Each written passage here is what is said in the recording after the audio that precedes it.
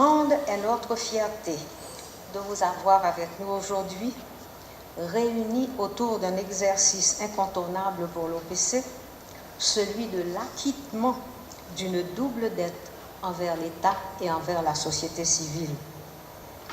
En effet, selon le vœu de la Constitution et conformément à la loi du 3 mai promulguée le 20 juillet 2012 portant organisation et fonctionnement de l'OPC, un rapport annuel doit être déposé devant les 3 autorités de nomination du protecteur du citoyen, à savoir le président de la République, le président du Sénat et le président de la Chambre des députés. Obligation majeure et fondamentale s'il en est, cette responsabilité incombe cependant depuis la fin de l'année 2010.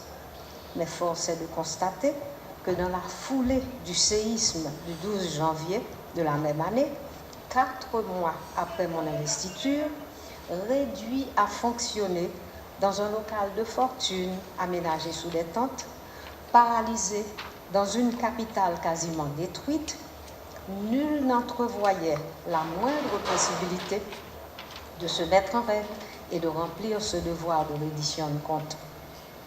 Il fallait tout simplement ramasser les décombres et tourner les regards vers l'avenir, résolument vers l'avenir.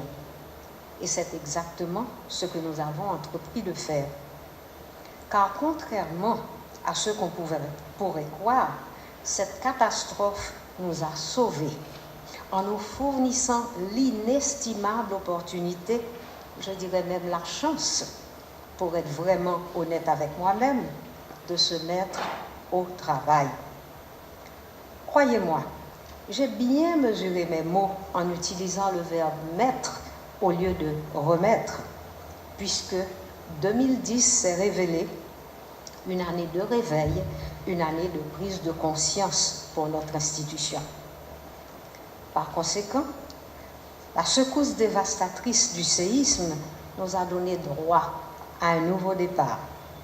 L'excuse était toute trouvée pour déclencher le processus de réanimation d'un corps moribond. Ceci a été fait avec le précieux concours de l'expert indépendant à notre chevet, avec le support technique d'experts du Haut Commissariat aux droits de l'homme. Nous avons commencé notre renaissance qui s'est poursuivie inlassablement au travers de 2 axes principaux: la consolidation du cadre légal et la déconcentration des services de l'institution. Sur ces 2 plans, nous avons réussi.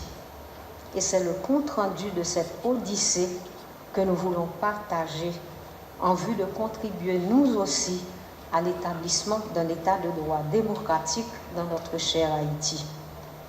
Les réalisations de l'Office de la protection du citoyen de 2009 à 2012, elles s'inscrivent autour de 7 axes, dans 7 domaines principaux. Le processus de l'examen périodique universel, l'EPU, des activités post-séisme, comme la protectrice vous en a parlé tout à l'heure.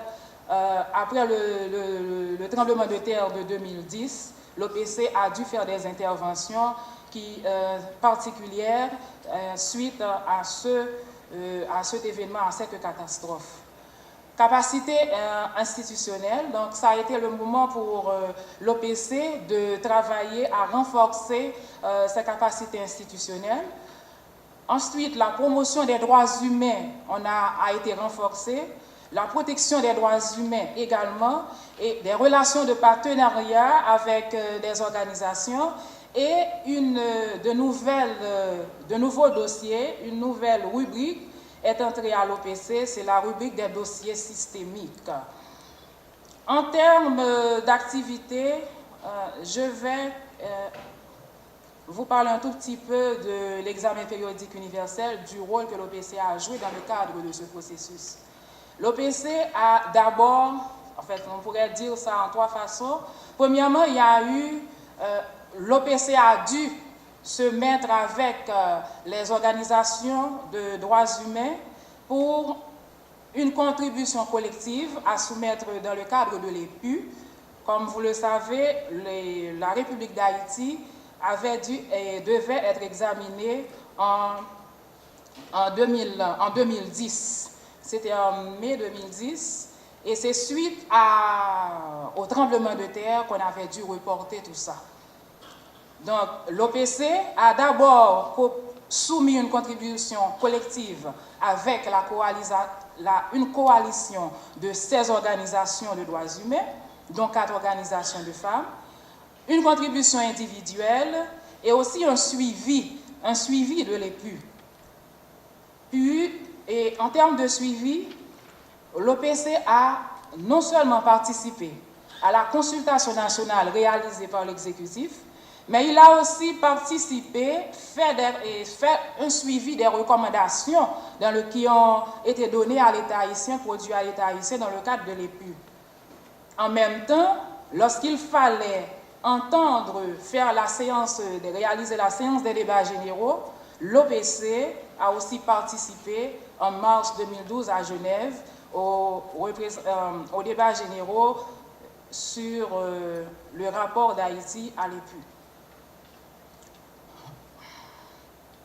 En termes